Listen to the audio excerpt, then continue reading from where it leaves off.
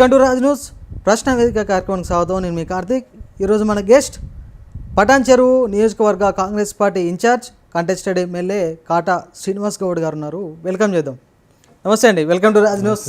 ఇంత తక్కువ సమయంలో ఇంత పెద్ద క్యాడర్ని అయితేంది, కార్యకర్తలను అయితేంది, కాటా శ్రీనివాస్ గౌడ్ గారు ఎలా సంపాదించుకోగలిగారంటే ఏం చెప్తారు?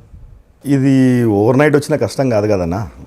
నేను దాదాపుగా 18-20 ఏళ్ళ సంది కాంగ్రెస్ పార్టీ యూత్ కాంగ్రెస్ నుంచి పనిచేసుకుంటూ వచ్చినటువంటి పరిస్థితులు మీ అందరికి కూడా తెలుసు, చూసిర్రు.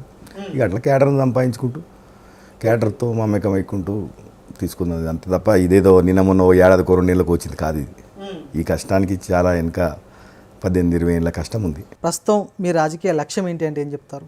రాజకీయ ప్రస్థానం మొదలుపెట్టిన తర్వాత నుంచి కష్టాలే చూసిన, సుఖం ఎక్కడ చూడలే.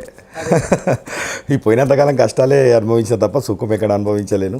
ప్రజలు ఇచ్చిన పదవి కూడా కొన్ని కుట్రలతోని ఇబ్బందులతోని తీసేయడం కూడా జరిగింది. అలాంటివి కూడా వదులుకున్నా.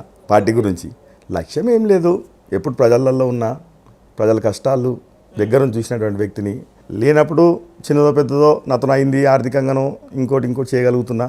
కానీ అధికారం ఉంటే రేపు ప్రజాప్రతినిధి అయితే ఇంకా అనేక సేవలు ఇంకా దగ్గరగా నుంచి చేయొచ్చు అని ఒక ఆలోచనతో లక్ష్యం తప్ప వేరే. వాస్తవానికి ఈ 20 సంవత్సరాల రాజకీయ జీవితంలో అనేక సమస్యలు ఎదుర్కోవడం జరిగింది.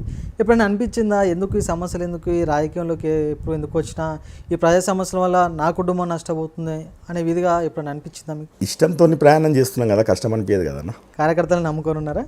కార్యకర్తలనే నమ్ముకున్నా. వాళ్ళు నన్ను ఎప్పుడు కూడా ఏ రోజు కూడా ఎప్పుడు నన్ను విడిచింది లేదు. ఏ కష్టంలో ఉన్నారు, సుఖంలో ఉన్నారు. మళ్ళీ ఇప్పుడేమున్నదన్నా, ఇప్పుడంటే ఏదో అధికారం వచ్చింది 2 ఏళ్ల సంది, కానీ అంతకుముందు సుదీర్ఘంగా 10 ఏళ్ళు ప్రతిపక్షంగా ఎన్నో ధర్నాలు, పోరాటాలు నిటారుగా నిలబడి కొట్లాడారు కదా నా పక్షాన.